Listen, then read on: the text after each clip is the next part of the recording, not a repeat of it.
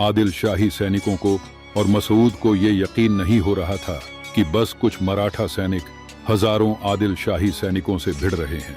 लेकिन जहां किसी महान कार्य की प्राप्ति चाहिए, वहां बलिदान भी बढ़ा देना पड़ता है। गजापुर खिंड में अब बारिश का पानी नहीं, बल्कि लाल खून बह रहा था। बाजी प्रभु तो मानो महादेव के एक रुद्र अवतार बन चुके थे। उनके शरीर पे अनगिनत घाव होने के बावजूद उनका शरीर लड़ रहा था।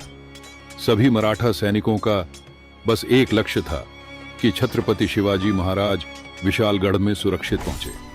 करीब 9 घंटे चले एक भीषण युद्ध के बाद महाराज विशालगढ़ पहुंच गए और उन्होंने तोपों से 3 बार इशारा किया, जिससे खिंड में मौजूद उनके सैनिकों को यह पता चल सके कि महाराज सुरक्षित हैं।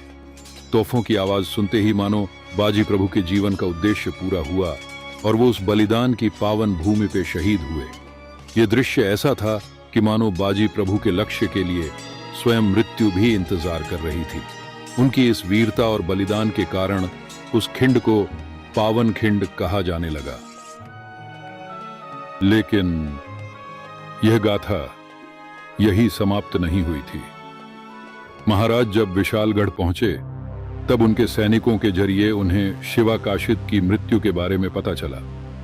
शिवाकाशिद के बारे में सुनते ही महाराज बहुत दुखी हुए और वो सारी बातें याद करने लगे जो शिवाकाशिद ने उनसे कही थी। महाराज ने तय किया कि वो शीघ्र ही वीर शिवाकाशिद के परिवार से मिलेंगे। लेकिन यह काफी खतरनाक था, क्योंकि महाराज अभी पन्हाला से निकलकर विशालगढ़ आए थे। महाराज के सैनिकों ने इस बारे में चिंता जताई कि अगर महाराज अभी वहां गए तो खतरे में जा सकते हैं।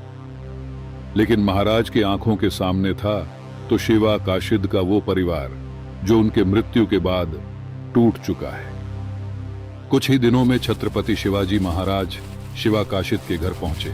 महाराज की आने की सूचना शिवाकाशिद की मां को पहले ही मिल चुकी थी, तो वो हाथ में आरती का थाल लेकर महाराज के स्वागत के लिए खड़ी थी। जैसे ही महाराज आए, उन्होंने उनकी आरती उतारी। महाराज मन में सोच रहे थे कि क्यों मेरी आरती उतारी जा रही है, मैं तो इनके बेटे की मौत की खबर लेके आया हूं। लेकिन महाराज तब ये बोल नहीं पा रहे थे।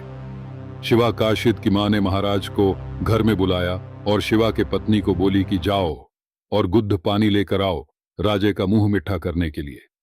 तब शिवाकाशिद की मां ने गहरी नजरों से महाराज को देखा और गंभीर स्वर में पूछा, राजे, एक बात कहूं?